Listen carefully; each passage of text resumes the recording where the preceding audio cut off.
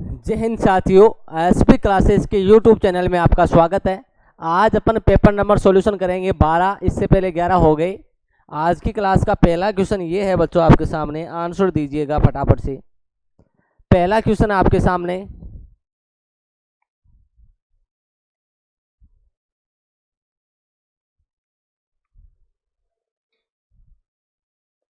क्या बोल रहा है क्वेश्चन देखो। भारत में जनगणना भारत में जनगणना प्रथम बार वर्ष 1872 ईस्वी में अध्ययन शुरू की गई। किसके अध्ययन शुरू की गई इनके टाइम पीरियड बता देता हूँ। सबसे पहले मैं 1869 से लेके 1872 तक जो गवर्नर जनरल थे उनका नाम है लॉर्ड मेयो। कॉर्नवालिस का टाइम पीरियड है 1785 से लेके 1793। कैनिंग का टाइम पीरियड 1856 से लेके 1862। लिटन का टाइम पीरियड है 1876 से लेके 1880। क्वेश्चन बोला है आपके सामने कि भारत में पहली बार जो जनगणना की जाती है किसके अधीन की गई थी। 1872 में मेयो था, कॉर्नवालिस था, कैनिंग था, लिटन था। टाइम पीरियड से भी बता सकते हो। और भारत में प्रथम बार जनगणना 1872 ईस्वी में की जाती है। बच्चों याद रखना, आपको इंपॉर्टेंट चीजें लिख रहा हूं इधर। भारत में प्रथम प्रायोगिक जनगणना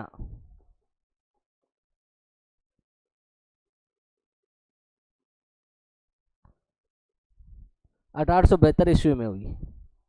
भारत में प्रथम प्रायोगिक जनगणना 1872 ईस्वी में हुई। भारत में नियमित जनगणना की शुरुआत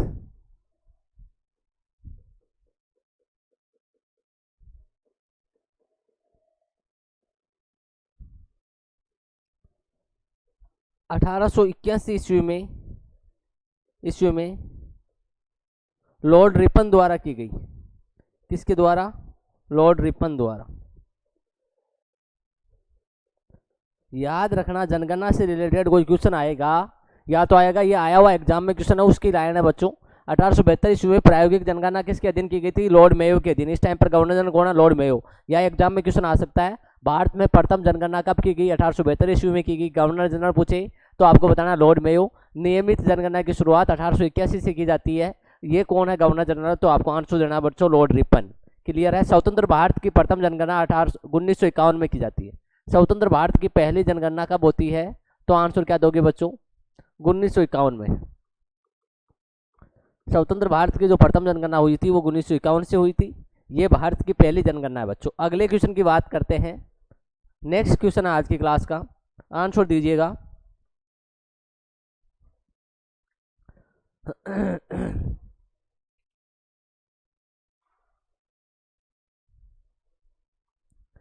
क्वेश्चन है, निम्नलिखित में से किस संगठन को सती प्रथा के उन्मूलन के लिए साहित्यिक रचनाएं लिखने का श्रेय? हरिजन सेवक संघ, ये महात्मा गांधी का संगठन है। इसकी स्थापना महात्मा गांधी द्वारा 1932 ईस्वी में की गई। उसके बाद में सत्य शोधक समाज की स्थापना ज्योतिबा फुले द्वारा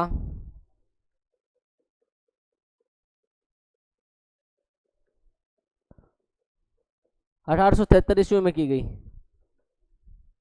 बहुजन समाज, ये पार्टी की बात हो रही है या संगठन की बात हो रही है पता नहीं। अगर बहुजन समाजवादी पार्टी है तो 1984 होगा बच्चों।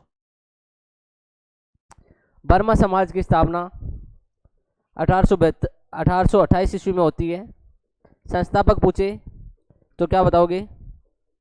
राजा राम मोहन राय।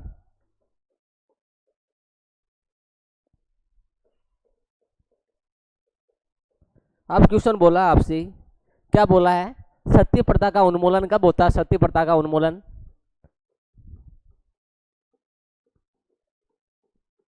रोक भारत में कब लगी? तो क्या आंसर दोगे? 1829 ईस्वी में। सती प्रथा पर रोक कब लगती है? 1829 ईस्वी में लगती है। किसके प्रयास थे? किसने लगाई? अगर आपसे पूछ ले किसने लगाई तो क्या आंसर दोगे? Lord William बेटिक।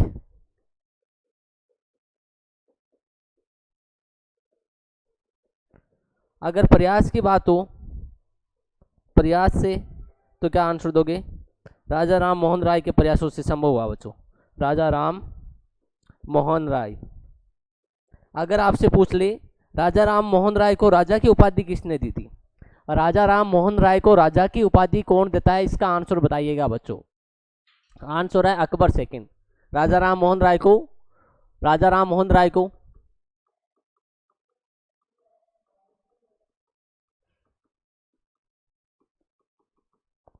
राजा की उपाधि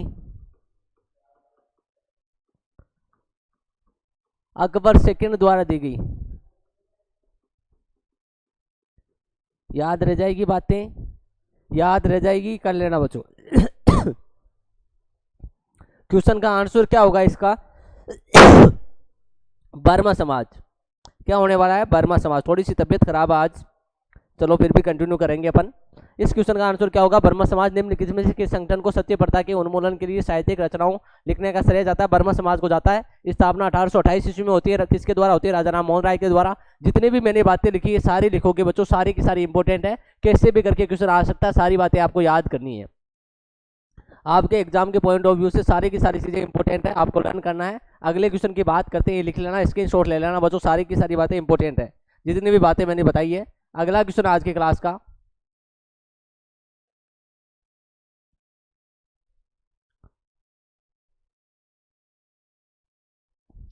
आंसर दीजिएगा। नाट्य निम्नलिखित में से भारत के किस राज्य का लोक नृत्य है? बच्चों नाट्य नागालैंड का नहीं है, आंध्र प्रदेश का नहीं है, केरल का नहीं है, ये बच्चों हिमाचल प्रदेश और उत्तराखंड का संयुक्त आपका क्या है? लोक नृत्य है। कहाँ का? आंसर क्या होगा इस क्वेश्चन का? हिमाचल प्रदेश होगा। नाट्य की बात हो रही है तो कहाँ होगा? हिमाचल प्रदेश। अगर उत्तराखंड होता तो उत्तराखंड भी सही होता बच्चों। इसका करेक्ट आंसर क्या है? हिमाचल प्रदेश। और नाट्य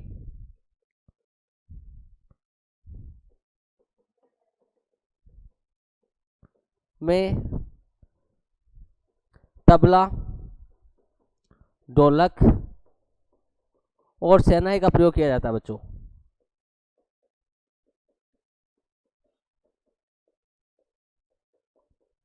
प्रयोग किया जाता है नाट्य नृत्य में।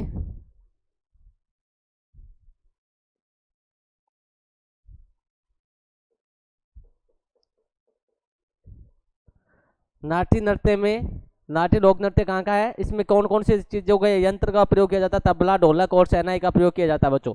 नाट्य निम्नलिखित में से भारत के किस राज्य का लोक नृत्य है? तो आंसर होगा हिमाचल प्रदेश या फिर उत्तराखंड करते, दोनों ऑप्शन में होते तो दोनों करते, या इनमें से एक है तो क्या होगा? करेक्ट आंसर इस क्वेश्चन का आंसर होगा हिमाचल प्रदेश। आया हुआ एग्जाम में क्वेश्चन है, दोबारा से रिपीट हो सकता है, सारी बातें आपको लर्न रखनी है। अगले क्वेश्चन की बात करते हैं। अगला क्वेश्चन आज की क्लास का, आंसर दीजिएगा। क्या बोल रहा है क्वेश्चन? देखो, समझो और आंसर दो।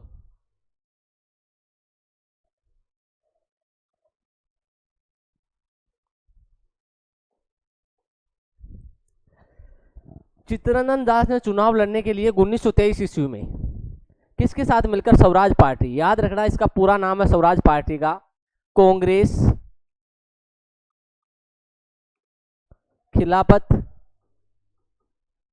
खिलाफत स्वराज पार्टी, इसका पूरा नाम क्या है? कांग्रेस खिलाफत स्वराज पार्टी है। स्थापना पूछ लिया आपसे, स्थापना 1 जनवरी 1923 को होती है। इसकी स्थापना कब हुई? 1 जनवरी 1923 को इसकी स्थापना होती है। क्वेश्चन बोल रहा है स्वराज पार्टी की स्थापना की गई थी किसके साथ में? सरदार वल्लभ भाई पटेल के साथ में, जवाहरलाल नेहरू के साथ में, राजेंद्र प्रसाद के साथ में, या मोतीलाल नेहरू के साथ में? करेक्ट आंसर क्या है? मोतीलाल नेहरू बच्चों। करेक्ट आंसर क्या है आपका? मोतीलाल नेहरू है बच्चों। मोतीलाल नेहरू और सीआर दास या चित्तरंजन दास ने मिलकर किसकी स्थापना की थी? स्वराज, कांग्रेस खिलाफत स्वराज पार्टी, जिसको हिस्ट्री के अंदर किस नाम से जानते हैं? स्वराज पार्टी के नाम से जाना जाता है। स्थापना होती है 1 जनवरी 1923। संस्थापक कौन होगा? मोतीलाल नेहरू और सीआर दास बोल सकते हो, या फिर क्या बोल सकते हो? चित्तरंजन दास। स्थापना होती है 1 जनवरी 1923। 1925 में चित्तरंजन दास की मृत्यु हो जाती है और ये पार्टी क्या पड़ जाती है? कमजोर पड़ जाती है, स्थिर हो जाती है। चले आगे।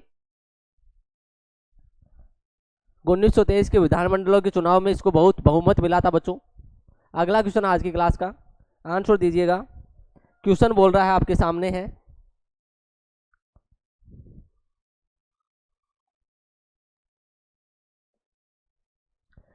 अंचार झील निम्नलिखित में से किस राज्य में स्थित है? अंचार जो झील है ये निम्नलिखित में से बतानी कौन से राज्य में स्थित है बच्चों? अंचार जो झील है कौन से राज्य में स्थित है? असम में है, बिहार में है, मेघालय में है, कहाँ पे अंचार झील? ये जम्मू कश्मीर की झील का नाम है बच्चों। कहाँ का? जम्मू कश्मीर। अगर जम्मू कश्मीर की झीलों की बात की जाए तो डल झील है बच्चों, नगीना झील है, अंचार झील है,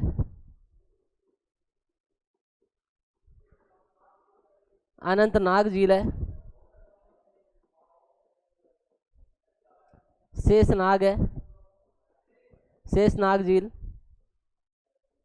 और वुल्लर झील। वुल्लर झील ये सारे की सारी जम्मू कश्मीर की है। वुल्लर झील भारत की सबसे बड़ी मीठे पानी की झील है बच्चों। वुल्लर झील में क्या लिखोगे? भारत की सबसे बड़ी मीठे पानी की झील। वुल्लर झील में क्या लिखना है आपको? भारत की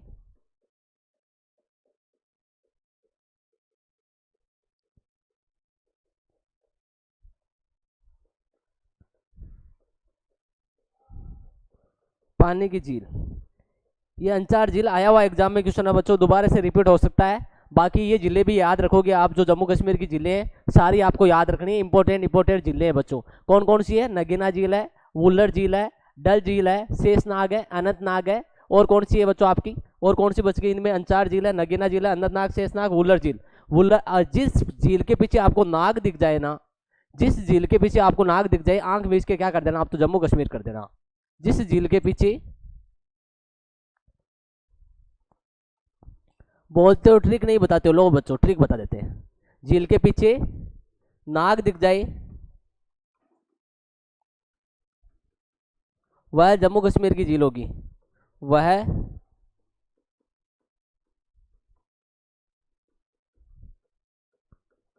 झील होगी बच्चों। कहाँ की होगी? जम्मू कश्मीर की झील होगी, याद रह जाएगा।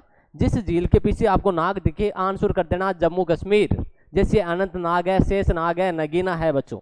आगे चलते हैं, अगले क्वेश्चन की बात करते हैं। लिख लेना, स्क्रीनशॉट ले लेना, लिख लेना, सारी बातें इंपॉर्टेंट है। अगला क्वेश्चन है आज की क्लास का। क्वेश्चन बोल रहा है आपके सामने है, क्या बोल रहा है क्वेश्चन? क्वेश्चन बोल रहा है निम्नलिखित में से कौन भारत और चीन के बीच स्थित एक पहाड़ी दरा है? खैबर दरा। ये पाकिस्तान और अफगानिस्तान के बीच है। पाकिस्तान और अफगानिस्तान के बीच में दरा का नाम क्या है बच्चों? खैबर दरा है। पाकिस्तान और अफगानिस्तान के बीच में दरा का नाम है खैबर दरा। पंगसो दरा ये भारत और म्यांमार के बीच में, भारत और म्यांमार के बीच के दरे का नाम क्या है बच्चों? पगसो दरा। काराकोरम दरा कहाँ पे होगा? भारत और चीन के बीच में। भारत और चीन के बीच में कौन सा होगा? काराकोरम दरा। ये क्या है? हिमालय की काराकोरम शैली पर है बच्चों।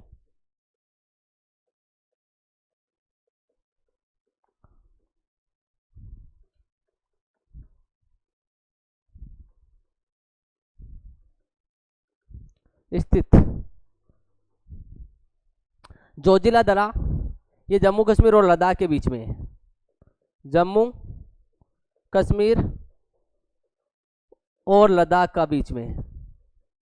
इसको प्रवेश द्वार भी कहा जाता है बच्चों।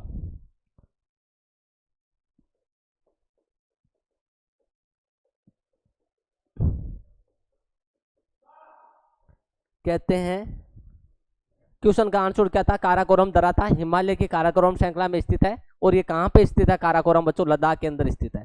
कहाँ पे है? लद्दाख के अंदर। क्वेश्चन का आंसर क्या होगा?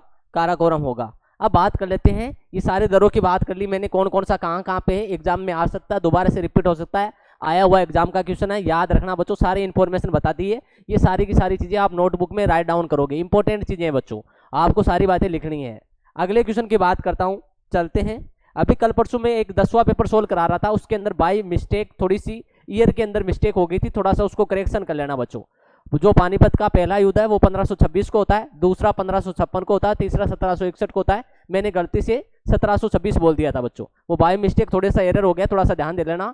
इब्राहिम लोधी वाला कोई क्वेश्चन था, उसके अंदर मिस्टेक हो गई, चेक कर लेना बच्चों, उसको थोड़ा सा करेक्शन कर लीजिएगा। थोड़ा सा बाई मिस्टेक जल्दीबाजी में गलती हो गई बच्चों। अगला क्वेश्चन आज की क्लास का, भारत की सबसे लंबी नदी कौन सी है? भारत की सबसे लंबी नदी बतानी है आपको।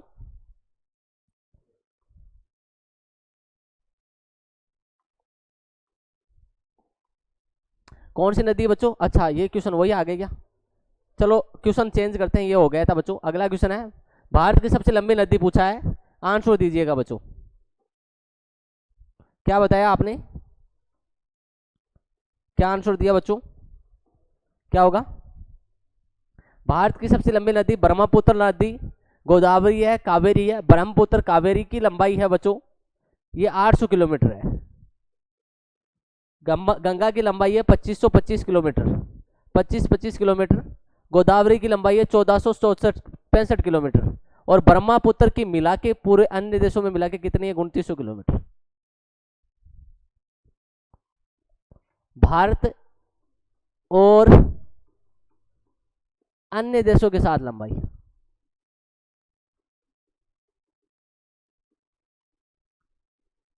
क्वेश्चन का आंसर क्या होगा? अब आप देखोगे तो लगेगा ब्रह्मपुत्र ज्यादा है, लेकिन ये अन्य देशों के साथ में बहती है। यहाँ पे क्वेश्चन पूछा है भारत की सबसे लंबी नदी, तो क्या होगा? गंगा होगा बच्चों। क्या होगा?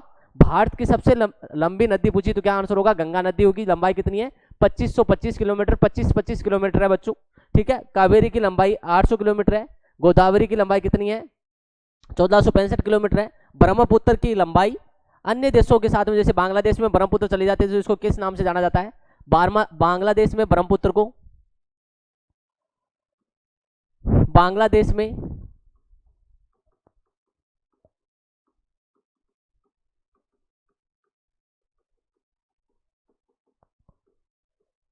जमुना कहा जाता है बच्चों।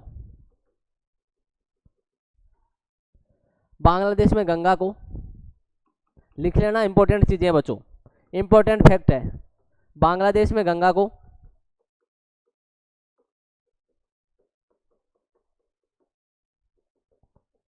पद्मा कहा जाता है। ये सारी बातें लिखोगे, लंबाई लिखोगे, सारी चीजें लिखोगे, इंपॉर्टेंट बातें हैं, एग्जाम में आया हुआ क्वेश्चन है, दोबारा से रिपीट हो सकता है, लिख लेना बच्चों। आगे चलते हैं, अगले क्वेश्चन की बात करते हैं। अगला क्वेश्चन आज की क्लास का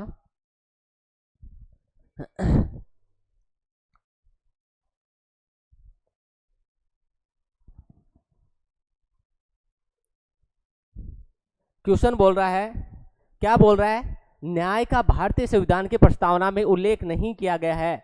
भारतीय संविधान में 3 प्रकार के न्याय का प्रस्तावना है। भारतीय संविधान की जो प्रस्तावना है उसमें 3 प्रकार के न्याय का उल्लेख किया गया है। कौन कौन से न्याय का उल्लेख किया गया है? आर्थिक, सामाजिक और राजनीतिक न्याय का उल्लेख किया गया है। किस प्रकार के न्याय का उल्लेख नहीं किया गया है? तो आपको बताना, भारत का जो संविधान की प्रस्तावना है उसके अंदर वितरित न्याय का कोई उल्लेख नहीं किया गया है। कौन से न्याय का? करेक्ट आंसर क्या होगा? वितरित न्याय, ठीक है। भारत का जो संविधान की प्रस्तावना उसके अंदर 3 तरह की न्याय होती है बच्चों, आर्थिक, सामाजिक और राजनीतिक।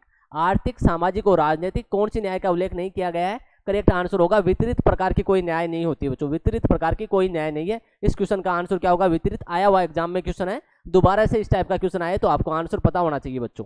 क्लियर है? एग्जाम में आया हुआ क्वेश्चन है, सारे के सारे आए हुए क्वेश्चन है बच्चों, जितने भी सोल्व करा रहा हूं मैं, प्रीवियस ईयर के क्वेश्चन है ये सारे के सारे, वो भी एसएससी के, एसएससी के, सीएसएल के एग्जाम के क्वेश्चन है, एमटीएस के हैं बच्चों, सीजीएल के क्वेश्चन है इसके अंदर, एसएससी जीडी के क्वेश्चन है। तो ये सारी श्रृंखला चल रही है, आपको एसएससी जीडी की चल रही है और प्रीवियस ईयर के क्वेश्चन है बच्चों। थोड़ा सा हमने लेवल अपर लिया एसएससी जीडी से, तो तुम्हें तकलीफ नहीं हो इसलिए बच्चों। अगला क्वेश्चन है, भारत की हरित क्रांति में किस प्रकार के बीजों की एक अहम भूमिका है? हरित क्रांति की भारत में शुरुआत कब होती बच्चों? 1960 के दशक में हुई थी। इसका जनक किसे कहा जाता है? हरित क्रांति का जनक पूछ लिया आपसे, हरित क्रांति का जनक, जिन्हें 2024 का क्या मिला? भारत रत्न मिला बच्चों, एम.एस. स्वामीनाथन।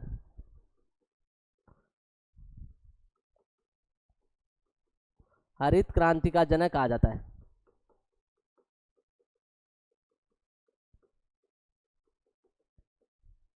इसकी शुरुआत, मतलब इसकी किसकी? हरित क्रांति की शुरुआत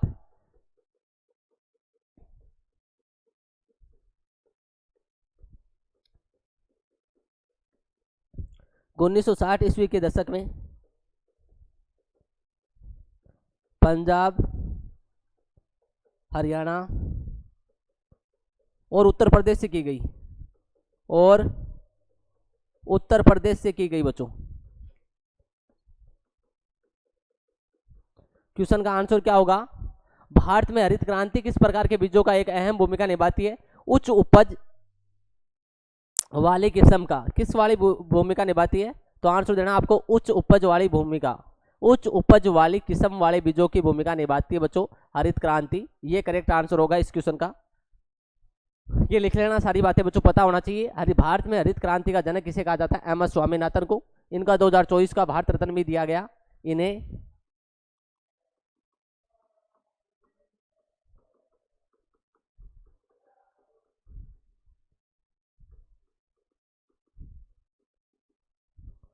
सम्मानित किया गया बच्चों किन्हें? एम एस स्वामीनाथन को। अगले क्वेश्चन की बात करते हैं, आगे चलते हैं, लिख लेना, स्क्रीनशॉट ले लेना बच्चों। अगला क्वेश्चन है, आया हुआ एग्जाम में क्वेश्चन है सारे के सारे, इसका आंसर दीजिएगा। क्या बोल रहा है क्वेश्चन? देखो क्वेश्चन बोल रहा है भारत के संविधान में किस देश के संविधान से कोई विशेषता नहीं ली गई है? संयुक्त राज्य अमेरिका से ली गई है बच्चों, ब्रिटेन से ली गई है, फ्रांस से ली गई है, किससे नहीं ली गई है? करेक्ट आंसर क्या होगा? चीन से कोई विशेषता नहीं ली गई, चीन से। भारतीय संविधान की लगभग कितने देशों से लिए है? लगभग 60 देशों से कुछ ना कुछ लिया अपन ने, 60 देशों के संविधान से।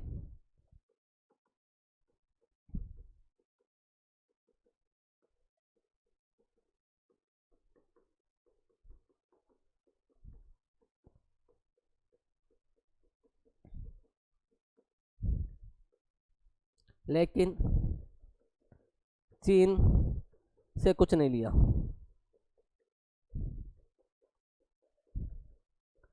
अगर पूछ ले भारतीय संविधान में सर्वाधिक प्रभाव किसका पड़ा?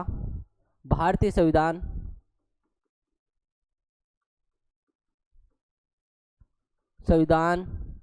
में सर्वाधिक प्रभाव 1935 के भारत सरकार अधिनियम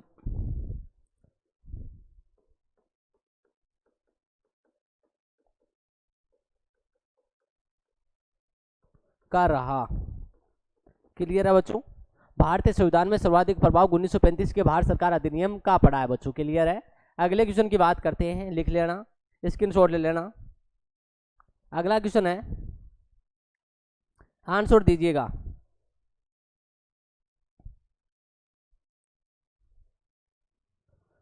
करेंसी नोट और सिक्कों को कहते हैं, क्या कहते हैं? निकट मुद्रा कहते हैं, विश्वासीय मुद्रा कहते हैं, कमोडिटी मनी कहते हैं, कागजी मुद्रा कहते हैं बच्चों। क्या कहते हैं? कागजी मुद्रा। भारत में सर्वप्रथम ये आरबीआई द्वारा प्रस्तुत किया जाता है। आरबीआई मतलब होता है रिजर्व बैंक ऑफ इंडिया बच्चों, रिजर्व बैंक ऑफ इंडिया की स्थापना पूछ लिया आपसे, की स्थापना 1 अप्रैल 1935 को की गई। 1 अप्रैल 1935 को की गई। और प्रथम कागजी नोट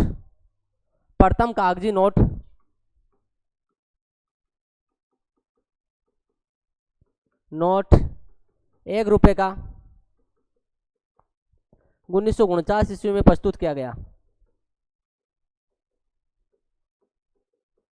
बच्चों कब किया गया? तो आंसर देना आपको 1949 ईस्वी में प्रस्तुत किया गया। क्लियर है? आगे चलते हैं, अगले क्वेश्चन की बात करते हैं।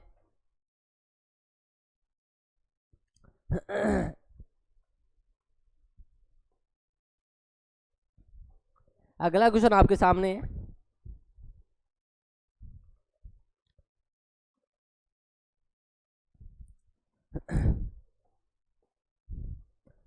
दो 2011 की जनगणना के अनुसार भारत का लिंगानुपात क्या है? प्रति 1000 पुरुषों पर 943 महिलाएं, प्रति 1000 पुरुषों पर 643 महिलाएं, प्रति 1000 पुरुषों पर 843, प्रति 1000 पुरुषों पर 900 आपका 743। करेक्ट आंसर क्या होगा इसका? प्रति 1000 पुरुषों पर 943 महिलाएं भारत का क्या है? लिंगानुपात है। कब की बात की जा रही है? 2011 का। कब का बच्चों? 2011 ईस्वी का। अगर आपसे पूछ ले 2011 की जनगणना के अनुसार भारत का सर्वाधिक लिंगानुपात, 2011 की जनगणना के अनुसार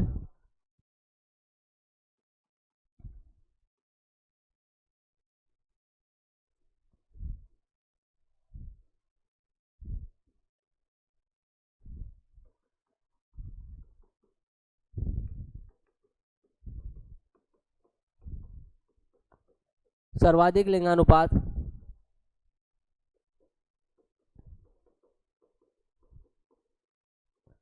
केरल का 1084 है, तथा सबसे कम लिंगानुपात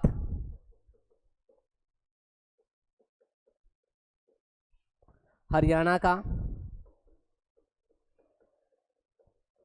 800 है बच्चों। याद रह जाएगा आपको जो बातें बताई है मैंने। क्या बताई है? 2011 की जनगणना के अनुसार भारत का लिंगानुपात कितना है? प्रति 1000 पुरुषों पर महिलाओं की संख्या को क्या बोलते हैं? प्रति 1000 पुरुषों पर महिलाओं की संख्या को लिंगानुपात कहा जाता है। भारत का लिंगानुपात कितना था 2011 की जनगणना के अनुसार? 943 था बच्चों, 943 था। क्वेश्चन में बोला है भारत की, अगर आपसे पूछते सर्वाधिक आपका लिंगानुपात कहाँ का था? केरल का था। केरल का सर्वाधिक लिंगानुपात है। सबसे कम किसका है? लिंगानुपात हरियाणा का है। सर्वाधिक जनसंख्या वाला राज्य पूछ लिया आपसे 2011 की जनगणना के अनुसार।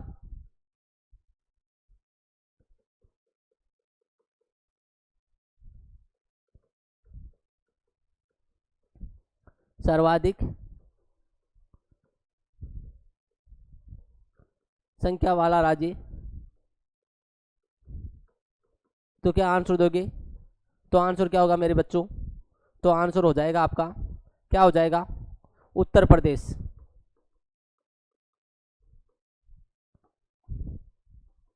सबसे कम जनसंख्या वाला राज्य,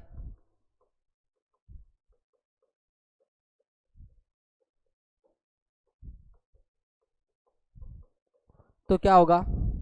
तो आंसर देना आपको।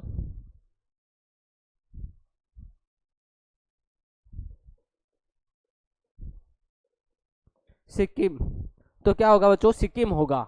ये सारी बातें आपको लिखनी है, इंपॉर्टेंट बातें हैं 2011 की जनगणना के अनुसार। आंकड़े सारे के सारे इंपॉर्टेंट है, लिख लेना। वेरी वेरी इंपॉर्टेंट है बच्चों, एग्जाम में क्वेश्चन आता है 2011 की जनगणना के अनुसार। लेटेस्ट जनगणना भी कौन सी? 2011 की है, ठीक है। इसके बाद में जनगणना हुई नहीं थी, कोरोना आ गया था बच्चों। अब देखो आगे चलते हैं, अगले क्वेश्चन की बात करते हैं। लिख लेना, इंपॉर्टेंट है बच्चों, लिख लेना, याद रख लेना। इंडियन प्रीमियर लीग तो आपने नाम सुन रखा होगा। आज एक नई लीग से इंट्रोड्यूस कराते हैं आपको बच्चों। लीग का नाम है super league, Indian super league. IPL सब जानते हैं अपन, आईपीएल सारे जानते हैं। आईपीएल का मतलब क्या होता है पता है? इंडियन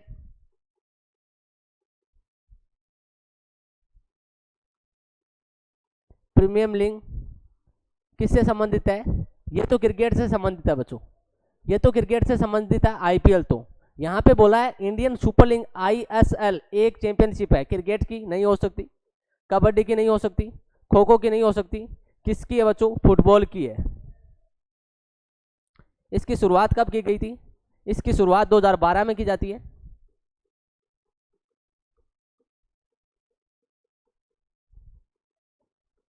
दो 2012 ईस्वी में हुई, ठीक है।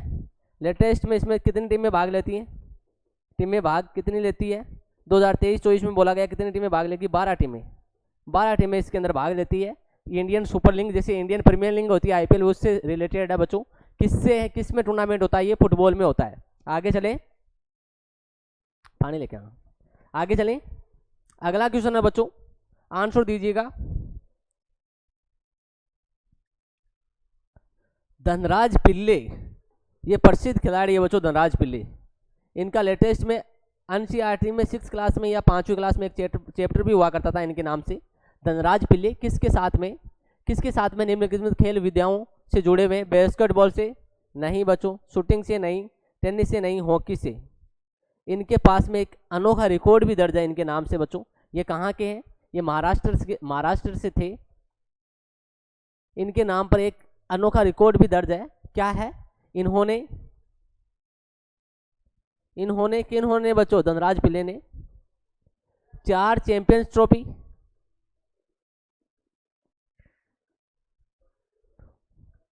4 वर्ल्ड कप, 4 ओलंपिक,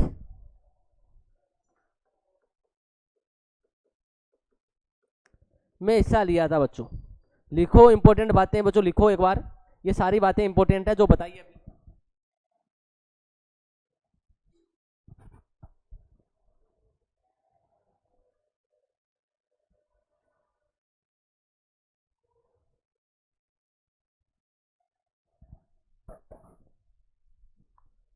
आगे चलते हैं, अगले क्वेश्चन की बात करते हैं।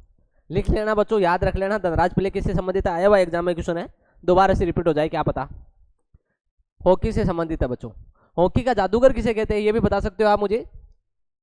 हॉकी का जादूगर किसे कहा जाता है बच्चों? हॉकी का जादूगर किसे कहा जाता है? हॉकी का जादूगर कहा जाता है मेजर ध्यानचंद को बच्चों। अगला है, भारत के संविधान का निम्नलिखित में से कौन सा अनुच्छेद सैन्य अकादमी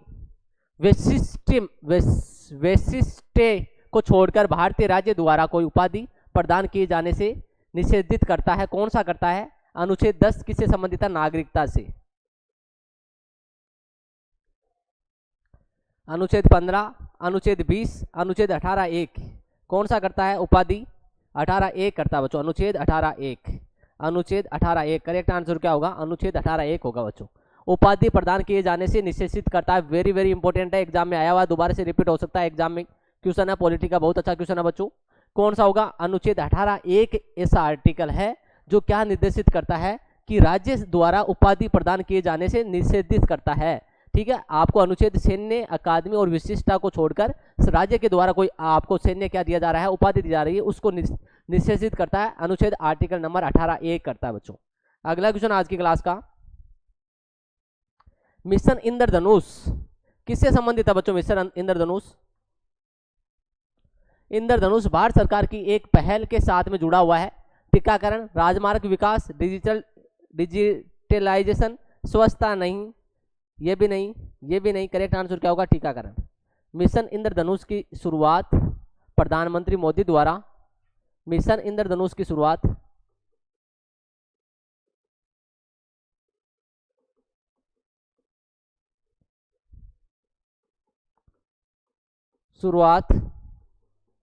कब की गई? आंसर होगा बच्चों 25 दिसंबर 2014 को की जाती है।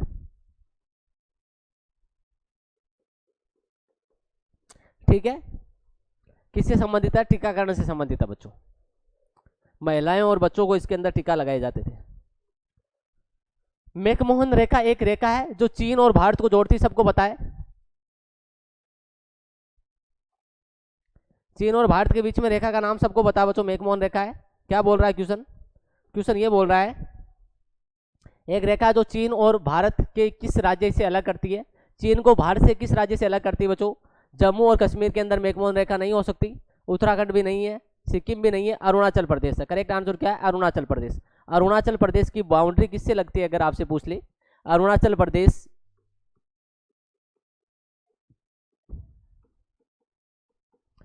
तीन देशों के साथ में अपनी अंतर्राष्ट्रीय सीमा साझा करता है बच्चों, साझा करता है। कौन कौन से हैं वो देश अगर आपसे पूछे तो? चीन है एक तो, चीन, भूटान और म्यांमार। म्यांमार के साथ में कौन सा देश साझा करता है अपनी बाउंड्री? तो आपको आंसर होगा अरुणाचल प्रदेश होगा। मैकमोहन रेखा कौन से देशों के बीच में? चीन और भारत के बीच में। रेड क्लिफ रेखा पूछ ले आपसे, क्लिफ रेखा, तो आंसर क्या दोगे? भारत पाकिस्तान। डूरंड रेखा, डूरंड रेखा ये बच्चों किसके देश में करती है? पाकिस्तान, अफगानिस्तान के साथ में होता है, और किसके साथ में होता है? और भारत अफगानिस्तान के बीच में कौन सी रेखा है? डूरंड रेखा है। ये सारी चीजें याद रखोगे, इंपॉर्टेंट बातें बच्चों लिख लेना, वेरी वेरी इंपॉर्टेंट है, सारी चीजें आपको पता होनी चाहिए, आना चाहिए। अगले क्वेश्चन की बात करते हैं आज की क्लास का, लिख लेना, बहुत बहुत इंपॉर्टेंट है, एग्जाम में क्वेश्चन आएंगे आपके। इल्तुतमिश से रिलेटेड क्वेश्चन आया है। इल्तुतमिश को दिल्ली सल्तनत का वास्तविक संस्थापक कहा जाता है। सबसे पहले ये लाइन याद रखनी है आपको, इल्तुतमिश को दिल्ली सल्तनत का वास्तविक संस्थापक कहा जाता है। इधर लिख रहा हूं मैं बच्चों,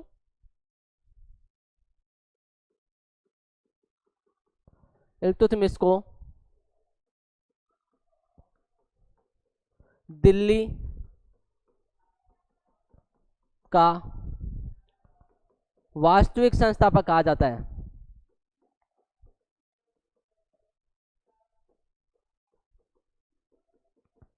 एक बच्चे ने क्वेश्चन पूछा, सर तो फिर संस्थापक किसे कहा जाता है दिल्ली सल्तनत का? दिल्ली सल्तनत का संस्थापक कौन है फिर? दिल्ली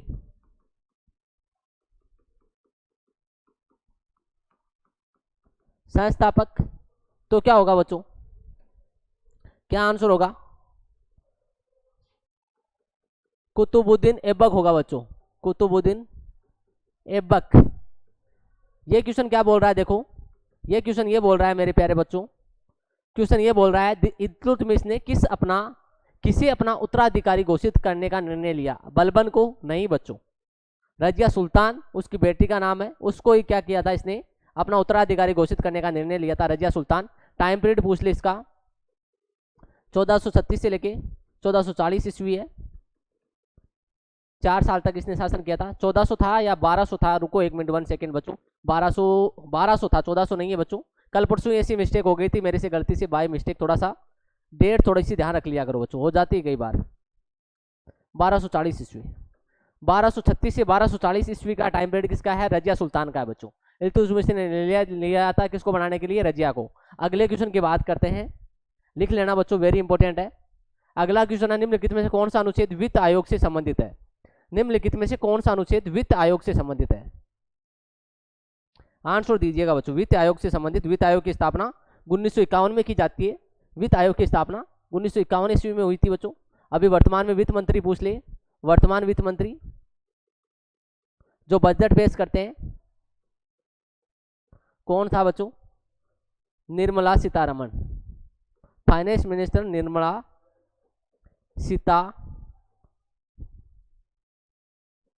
सीतारमण है बच्चों। ठीक है, कौन सा अनुच्छेद करता है? अनुच्छेद 263, अनुच्छेद 262, अनुच्छेद 280, अनुच्छेद 264, कौन सा? 244 कौन सा करता है? अनुच्छेद 262 करता है बच्चों। अनुच्छेद कौन सा करता है? अनुच्छेद 262। करेक्ट आंसर क्या होगा? बी नंबर ऑप्शन होगा। अगले क्वेश्चन की बात करें, लिख लेना बच्चों। भारत का राष्ट्रपति अपना इस्तीफा किसको संशोधित करता है? किसको करता है? राष्ट्रपति अपना इस्तीफा देगा, ये अनुच्छेद नंबर कौन सा बोलता है? आंसर होगा अनुच्छेद नंबर, राष्ट्रपति अपना इस्तीफा देगा,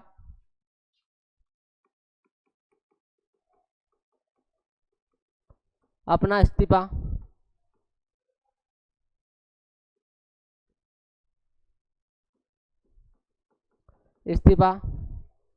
देगा। अनुच्छेद नंबर कौन सा बताता है? अनुच्छेद नंबर बताता है बच्चों 56A, 56A उल्लेख करता है, अनुच्छेद नंबर 56A उल्लेख करता है। अब इनमें से बोला किसको देगा इस्तीफा? किसको सौंपता, संबोधित करेगा? भारत का प्रधानमंत्री को नहीं, भारत के मुख्य न्यायाधीश को नहीं, लोकसभा अध्यक्ष को नहीं, तो भारत के किसको करेगा? उपराष्ट्रपति को। अगर आपको पता है तो अच्छी बात है, नहीं पता तो भारत के प्रथम लोकसभा अध्यक्ष पूछ ले आपसे, प्रथम लोकसभा अध्यक्ष वर्तमान का तो पता होगा, ओम बिरला है। प्रथम पूछ ले तो क्या बताओगे मेरे प्यारे बच्चों? कौन होगा? जीवी मावलकर। भारत के प्रथम लोकसभा अध्यक्ष कौन थे? जीवी मावलकर थे, गणेश वासुदेव मावलकर थे। आज की क्लास के 20 क्वेश्चन कंप्लीट होते हैं, ये 20 क्वेश्चन थे। आई होप आपको अच्छा लगा होगा। अच्छा लगा है तो अपने जरूरतमंद साथियों के साथ में ये क्लास शेयर करना, ज़्यादा से ज़्यादा क्लास को शेयर करना, लाइक करना, कमेंट करना और अपने सजेशन में राय जरूर रखना किस लेवल का पेपर है, क्या आपका इस टाइप के क्वेश्चन सोल्व करेंगे तो एसएससी जीडी में पूरे 20 में से 20 क्वेश्चन सही हो जाएंगे, नहीं होंगे या होंगे ये जरूर एक बार राय में कमेंट सेक्शन में जरूर बताना बच्चों। आज के लिए इतना ही। जय हिंद, जय Bharat, thank you so much.